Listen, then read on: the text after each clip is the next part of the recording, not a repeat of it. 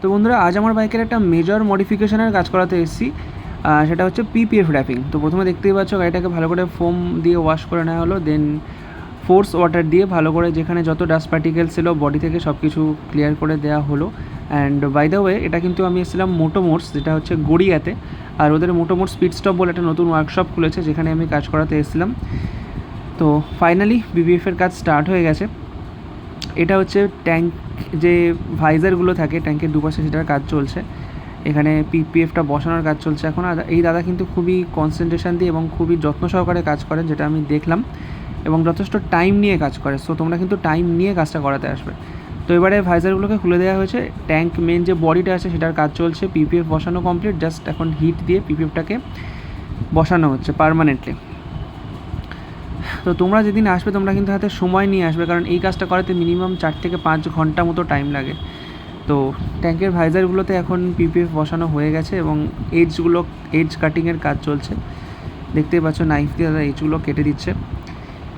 তো ওয়েট করতে হলো অনেকক্ষণ, আর কি বলবো, ধৈর্য সহকারে দাঁড়িয়ে দাঁড়িয়ে কাজটা দেখলাম পুরোটাই, নিজে ভিডিও বানালাম তোমাদেরকে দেখানোর জন্য। আর এটা হচ্ছে মোটোমোট স্পিড স্টপ, সন্ধে হয়ে গেছে প্রায়। আর দিস ইজ মাই বিল, যেটা 10,000 দেখতেই পাচ্ছ।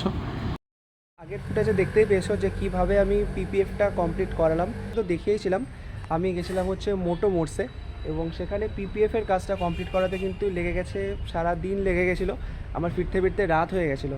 সো সেই কারণে তোমাদেরকে আমি দেখাইনি যে কীরকম কাজটা হলো এক্স্যাক্টলি। আর আজকের যে এই ব্লগটা শ্যুট করছি সেটা তোমাদেরকে একটু দেখো, আমি কিন্তু সব কিছু তোমাদেরকে ডিটেলসেই বলি।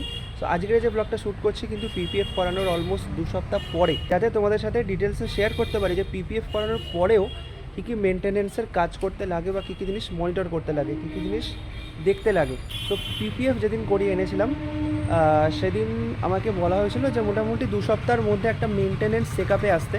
সো আমি জাস্ট কালকেই মেনটেনেন্স চেকআপে গেছিলাম, আমাকে দোকান থেকে ফোন করেছিল। বাই দ্য ওয়ে, তোমরা তো জানোই আমি কাজ করেছিলাম মোটোমোটসের পিট স্টপ বলে, যে ওদের একটা নতুন ওয়ার্কশপ স্টার্ট হয়েছে, সেখানে আমি কাজটা করিয়েছি। রনিদাকে তো তোমরা আশা করছো মোটামুটি সবাই চেনো মোটোমোটসে। আর মোটোমোটসের কন্ট্যাক্ট নাম্বারটা কিন্তু আমার ডিসক্রিপশন বক্সে দেওয়া থাকবে। আমি পার্সোনালি কিন্তু ওদের কাজ নিয়ে যথেষ্ট স্যাটিসফাইড, মানে বিহেভিয়ার বলো, ওদের কাজ বলো, সব কিছু খুব ভালো, আমার তো ভালো লেগেছে মোটামুটি। সো এটা আমার পার্সোনাল এক্সপিরিয়েন্স তোমাদের সাথে শেয়ার করলাম। তো এবার তোমাদেরকে দেখাবো যে কাজটা কেমন হয়েছে এক্স্যাক্টলি। যে জায়গাগুলোতে পিপিএফ করা হয়েছিল মেনলি এই যে তোমার ট্যাঙ্ক, তার সাথে এই যে ভাইজারগুলো, দুপাশের দুটো ভাইজার, তার সাথে এই এরিয়াগুলো দু সাইডে, হেডলাইটের এই যে পেন্টেড পার্টসগুলো দু সাইডে এটা করা হয়েছে, আর সামনের মাডগার্ডটা করা হয়েছে। সো এই জায়গাগুলোতে কিন্তু বেশ কিছু জায়গাতে কিছু কিছু বাবলস অ্যাপিয়ার করেছিল, এবং কিছু কিছু জায়গার বর্ডার যেগুলো থাকে, বর্ডার থেকে কিন্তু আস্তে আস্তে কিছুটা উঠে এসেছিলো পিপিএফটা।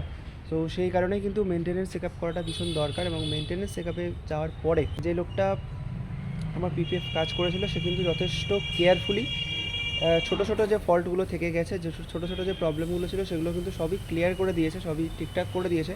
এবং তারপরে তোমাদেরকে জাস্ট দেখাচ্ছি, দেখো যে গাড়িটা কতটা গ্লেজ দিচ্ছে, মানে গাড়িটা না পুরো নতুনের মতো চকচক করছে একদম সিরিয়াসলি। আমাকে ফার্স্টে বলেছিল এই সাইডের পার্টগুলো ম্যাট পিপিএফ করার জন্য, বাট আমি পার্সোনালি ম্যাট খুব একটা পছন্দ করি না। সেই কারণে আমি বললাম যে নর্মাল পিপিএফটাই করে দেওয়ার জন্য, গ্লস পিপিএফটা করার জন্য। সো আমি বুঝতে পারছি না ফোনের ক্যামেরা, আমার ফোনের নর্মাল অ্যান্ড্রয়েড ফোনের ক্যামেরা কতটা জাস্টিফাই করছে, বাট এই যে গ্লেজটা পড়ছে তোমরা দেখতে পাচ্ছ, এই যে এখানে রোদ্দুরটা পড়ছে, জাস্ট তোমরা দেখো, এই যে পুরো লিটারালি নতুনের মতো চকচক করছে একদম। আর আরেকটা জিনিস সেটা হচ্ছে, আমি কিন্তু গাড়ি কেনার 2 বছর পর, অনেক রাইড করার পর মোটামুটি বেশ কিছু জায়গায় ছোটোখাটো কিছু স্ক্র্যাচও পড়েছে, যেমন তোমাদেরকে দেখিয়ে দিই, একটু দেখালে বুঝতে পারবে। এই দেখো, এই যে কর্নারটায় এটা কিন্তু একটা পার্মানেন্ট স্ক্র্যাচ পড়ে গেছে। এখানে যে আমি ট্যাঙ্ক ব্যাগটা নিই সেটার জন্য হতে পারে, বা বাইরে কোনো নুড়ি পাথর, ছোটো ছোটো স্টোন চিপেটের জন্য হতে পারে। তো বেশ কয়েকটা কিন্তু ছোটো ছোটো স্ক্র্যাচ পড়ে গেছে। সো ওরাও কিন্তু বলেছিল যে গাড়ি যদি পিপিএফ করাতে চাও তাহলে কিন্তু একদম নতুন গাড়ি কেনার পরই পিপিএফ করিয়ে নাও। খরচ হবে ঠিকই, কিন্তু একটা মেন্টাল স্যাটিসফ্যাকশন এবং গাড়ির যে গ্লেজটা, শাইন যেটা, সেটা কিন্তু মেনটেন থাকবে, ঠিক আছে। সো মোটামুটি this is the look after PPF. গাড়িটা সত্যি বলতে আমি যেটা পার্সোনালি ফিল করছি, চোখের সামনে নতুনের মতো শাইন চলে এসেছে, নতুনের মতো গ্লেজ দিচ্ছে গাড়িটা। তো এই যে পিপিএফটা আমি করিয়েছি এটা কিন্তু প্রিমিয়াম পিপিএফ অ্যাকর্ডিং টু মোটোমোটস, আমি জানি না এক্স্যাক্টলি কী। সো প্রিমিয়াম পিপিএফটা করিয়েছি এবং এটা করতে আমাকে নিয়েছে 10,000 টাকা। ওরা যেটা বললো, মানে ওখান থেকে যেটা বললো সেটা হচ্ছে এটা কিন্তু স্ক্র্যাচ প্রুফ, মানে চট করে কিন্তু এটাতে স্ক্র্যাচ আসবে না। দেখা যাক, পার্সোনাল এক্সপিরিয়েন্স, প্র্যাকটিক্যাল এক্সপিরিয়েন্স ওদের সাথে আমি শেয়ার করবো। তো আরেকটা ভালো জিনিস সেটা হচ্ছে 3 বছরের এটা কিন্তু ওয়ারেন্টি থাকে। মানে এটা পিপিএফ করানোর পর তুমি যে বিলটা পাবে সেটা দেখে 3 বছরের মধ্যে উইদাউট এনি অ্যাক্সিডেন্ট যদি তোমাদের কোনো জায়গা থেকে পিপিএফ উঠে আসে বা অন্য কোনো প্রবলেম দেখা যায়, তাহলে কিন্তু ওরা দাবি করছে এটা যে ওরা চেঞ্জ করে দেবে। তো এই হচ্ছে মোটামুটি পিপিএফের ডিটেলস। যদি ভিডিওটা ভালো লাগে থাকে ভিডিওটাকে লাইক করে দিও, চ্যানেল নতুন হলে চ্যানেলটা ডেফিনেটলি সাবস্ক্রাইব করে দিও। দেখা হচ্ছে নতুন ব্লগে। Stay safe and ride hard.